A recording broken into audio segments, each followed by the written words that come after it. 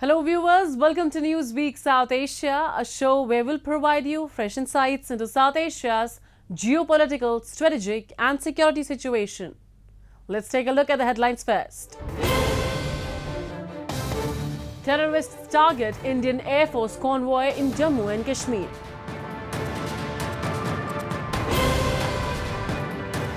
Clash erupts between police and protesters in Pak-occupied Jammu and Kashmir.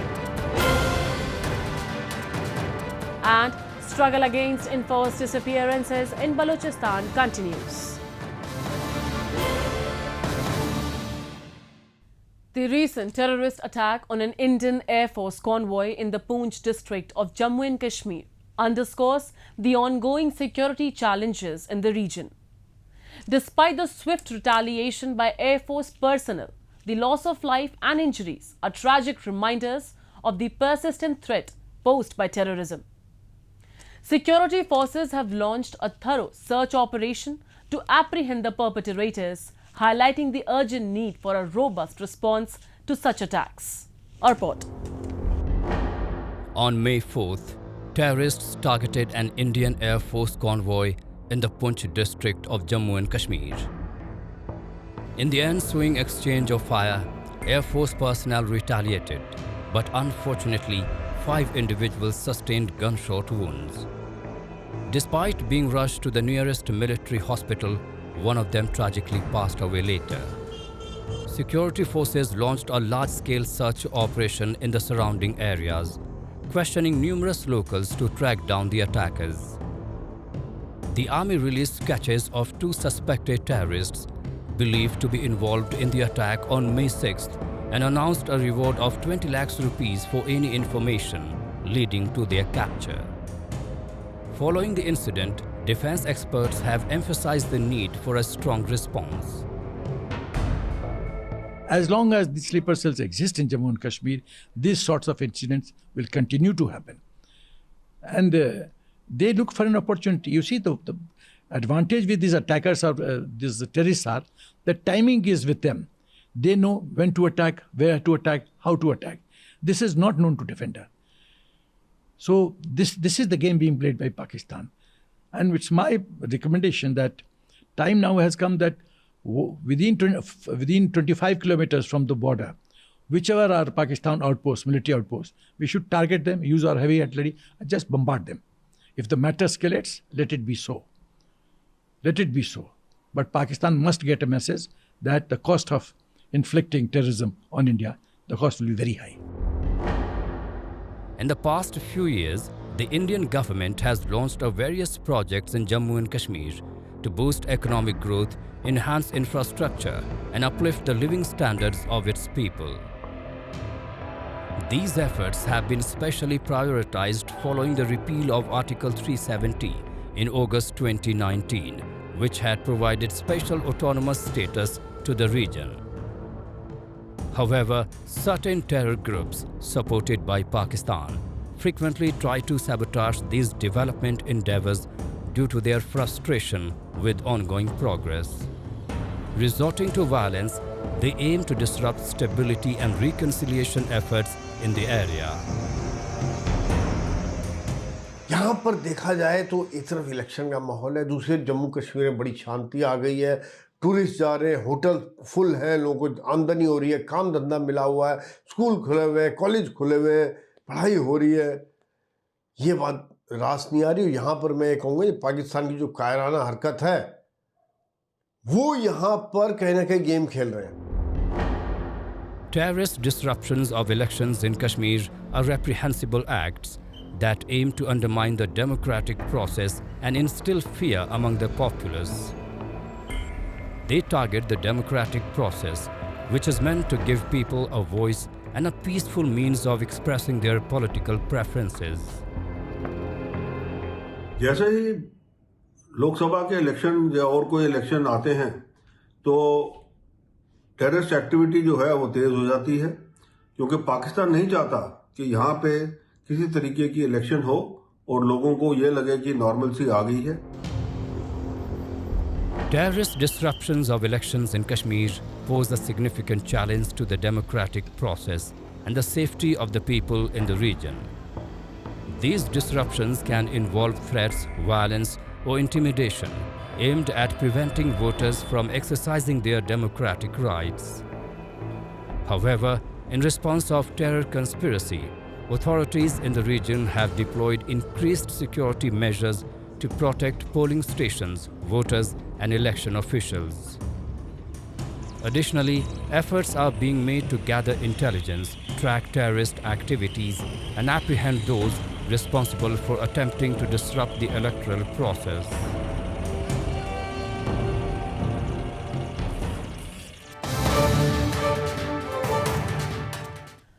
Let's move to Pakistan-occupied Jammu and Kashmir's Dadiyal, which recently witnessed a violent clash between police and residents amidst ongoing protests over inflation and power outages. The confrontation escalated when authorities imposed Section 144, leading protesters to advance their demonstration to May 10th. Shaukat Nawaz Mir declared a general strike condemning the authorities' actions. Political activists, including Amjad Ayub Mirza, condemned the violence. These events underscore the deep-seated grievances against the Pakistani government's exploitation and neglect in POJK, contributing to periodic protests and tensions in the region. A report.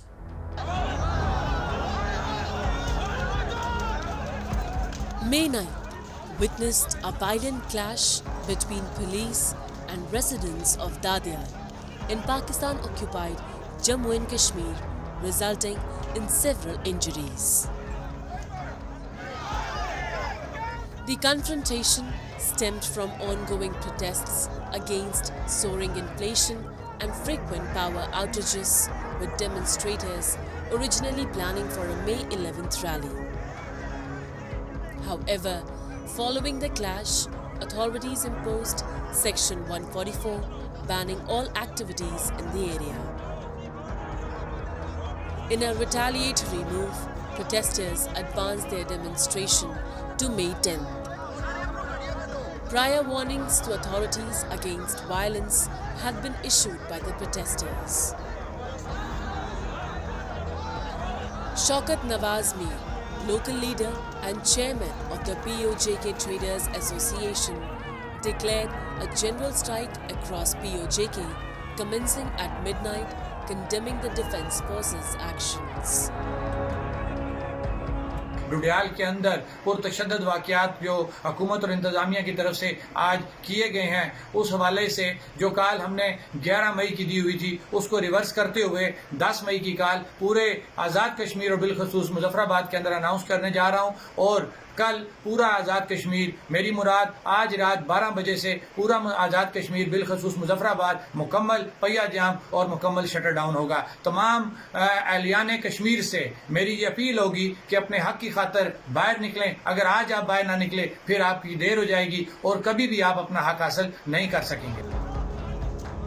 Several political activists, including Amjad Ayub Mirza, condemned the incident, emphasizing that violence against peaceful protesters in POJK is intolerable. The people who are participating all across Pakistani occupied Jammu Kashmir have remained non-violent for the past 9 months. Not even a single flower pot has been broken. Not even a window glass has been shattered. Not even a single stone has been thrown at the police or law and order maintaining security forces. However, now the situation is getting out of hand. It is obvious that steps are being taken to crush the human rights civil disobedience movement. The people of the region had previously sworn on their holy book Quran to resist oppression to their last breath. The demonstration on May 10th wasn't an isolated incident, as POJK inhabitants have frequently taken to the streets to demand their basic rights. They have consistently accused the Pakistani government of exploiting their natural resources and neglecting their everyday issues. This situation underscores the broader tensions and complexities within the region's socio-political dynamics. Human rights organizations have raised concerns about rights abuses by Pakistani security forces in POJK, including arbitrary arrests, extrajudicial killings, and restrictions on freedom of expression and assembly. These allegations have fueled resentment and led to periodic protests. Despite having its own legislative assembly and government, POJK's political autonomy is limited, with ultimate authority resting with Islamabad. This lack of genuine self-governance has led to frustrations among the local populace, who feel marginalized and disenfranchised.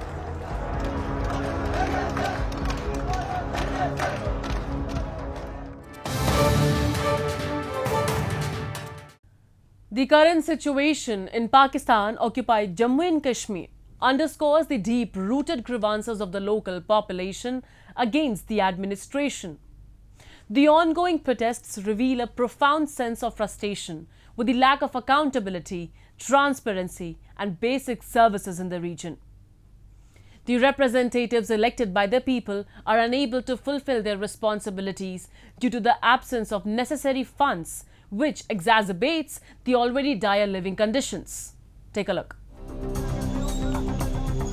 Scores of representatives of union councils or municipalities in Pakistan-occupied Jammu and Kashmir held a protest recently outside the press club in Muzaffarabad to demand funds for the development of the region. They lamented they were elected by the public so that they can resolve their problems related to electricity, water, drainage and roads. But they are unable to do so as they receive no funds from the administration. ये आपके अदारे पे आपके अदारे की कारकर्दगी पे, आपकी good governance की कारकर्दगी पे आप एक सवालिया निशान है। मैं आपसे मुतालबा करता हूँ जो आप जो साहिब इक़्तिदार हैं, जो आपने यहाँ पे इतनी बड़ी बड़ी गाड़ियाँ रखी हुई हैं, इतने बड़े बड़े दफातर में बैठते हैं, तो वो कम से कम लोगों का ख्याल करें। ये किसी नुमाइंदे के साथ ज्यादती नहीं है, बल्कि ये नुमाइंदे नहीं, ये लोगों के साथ ज्यादती है जो वहाँ पे जो लोग दूर दराज इलाकों में रहते हैं, उनके साथ आप ज्यादती कर रहे हैं। For decades, general public in the illegally occupied territory of POJK have been protesting against the administration. The residents and the representatives blame the administration for underlying corruption in their departments and siphoning off the development funds they claim to have released for the region. कभी आपके खिलाफ आप हुकूमत के खिलाफ एक महकमा रोडों पे होता है, कभी दूसरा महकमा होता है। आप तो गुड गवर्नेंस के दावे करते कि किसी महकमे में, किसी एक महकमे में भी तो हमें आप गुड गवर्नेंस दिखा देना। ये जो बल्दियाती सबसे बड़ा अदारा है, 375 अरब रुपया हमारा फंड है, बल्दियाती फंड है। बल्दियाती या तरक्याती फंड है, यह तरक्याती फंड इन अदारों के जरिए, बल्दियाती अदारों के जरिए आज़ाद कश्मीर में ये तरक्याती फंड लगना चाहिए।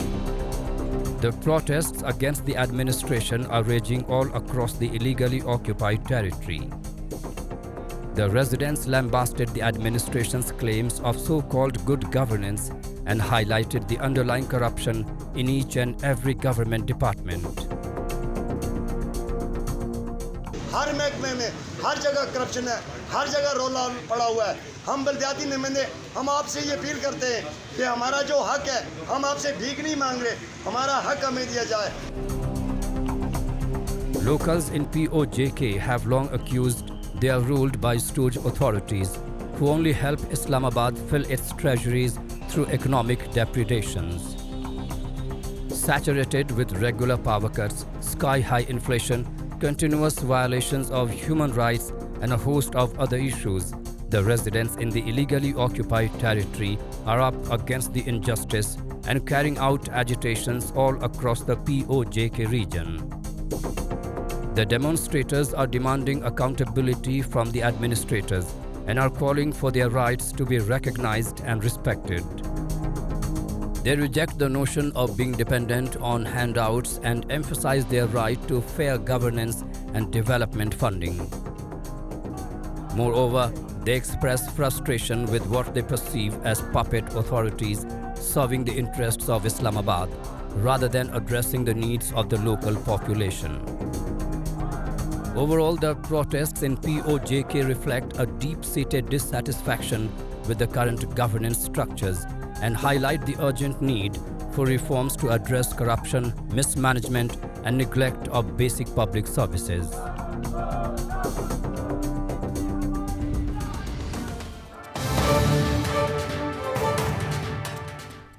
The struggle against enforced disappearances in Balochistan is deeply concerning. The families of the disappeared often face immense challenges in their quest for justice. They endure emotional trauma and uncertainty, not knowing the fate or whereabouts of their loved ones. Moreover, they often encounter obstacles when attempting to seek legal recourse or bring attention to their cases, facing intimidation and harassment. A report.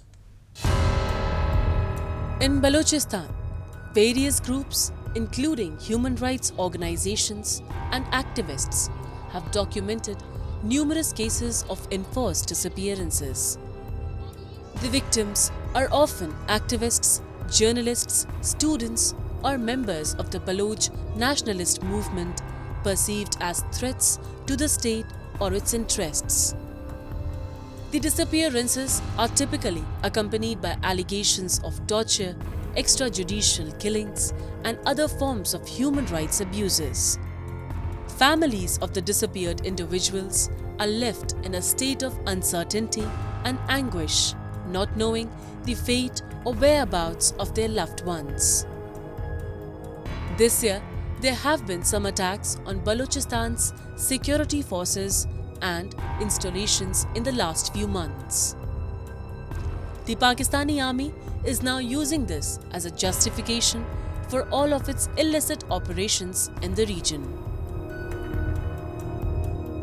Balochistan में जारी जंग में इस वक्त जो सबसे ज़्यादा मुतासरा इलाके हैं उनमें से एक मशके अवारान भी है। मशके के इलाके तंग में एक महीना पहले फ़ौजी चौकी पर हमला हुआ। उस हमले के बाद वहाँ के जो मकामी लोग हैं वो सबसे ज़्यादा मुतासर हैं और वो एक अज़ियतनाक और ज़लालत की ज़िंदगी गुजारने पर मजबूर हैं। वो अपनी मामूली ज़िंदगी और रोज़गार और कमाई को छोड़ने पर मजबूर हैं, जहाँ सुबह सवेरे वहाँ के तमाम मर्दों को जो है फ़ौज इकट्ठा करती है और अपने फ़ौजी चौकियों में लेकर जाती है, जहाँ पर उनसे गुलामों की तरह मजदूरी का काम करवाया जाता है। In Balochistan, disappearances are often labeled by the government as self-inflicted, masking a long history of marginalization. Since Pakistan's annexation of the province in 1948, separatist movements have persisted, fueled by grievances over resource exploitation and lack of local benefit. Armed groups have clashed with Pakistani forces for independence, met with military retaliation. Balochistan has become a region of intense conflict with numerous families desperately searching for their missing relatives. Baloch women are bravely joining sit-in demonstrations, yet they are subjected to various forms of harsh treatment by state authorities. Similar incidents occurred with women who were protesting in Mashkai for their rights and safety. दौरान एहतजाज इन ख़वातीन को डराया गया है, वहाँ के death squad के हाथों इनको धमकाया गया है और बड़ी मुश्किल के बाद इन ख़वातीन की वीडियोस हम तक पहुँची हैं और हम तमाम लोगों से दरख्वास्त करते हैं कि इन ख़वातीन की, इन बेबस माँओं और बहनों की आवाज़ बने और इस रियासती जबर के ख़िलाफ़ बलूचिस्तान के लोगों का साथ दें। Baloch activists have been reaching out globally to various platforms, organizations, and individuals to draw attention to the challenges faced by the Baloch people.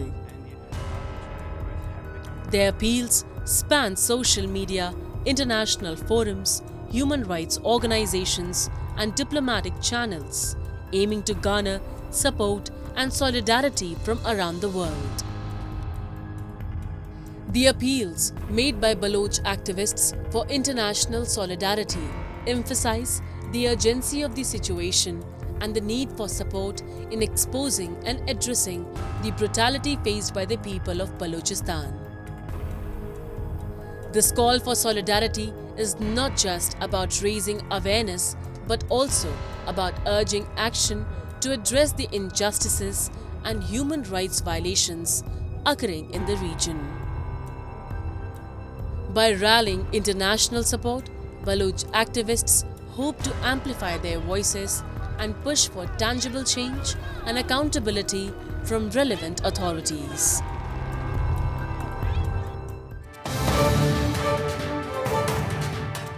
And with that, we come to the end of this edition of Newsweek South Asia. We'll be back next week with more news, views and analysis from the subcontinent. Meanwhile, do keep writing to us at nwsa@anin.com. This is Shivangi Mishra signing off on behalf of the entire production team of Newsweek South Asia. Goodbye and take care.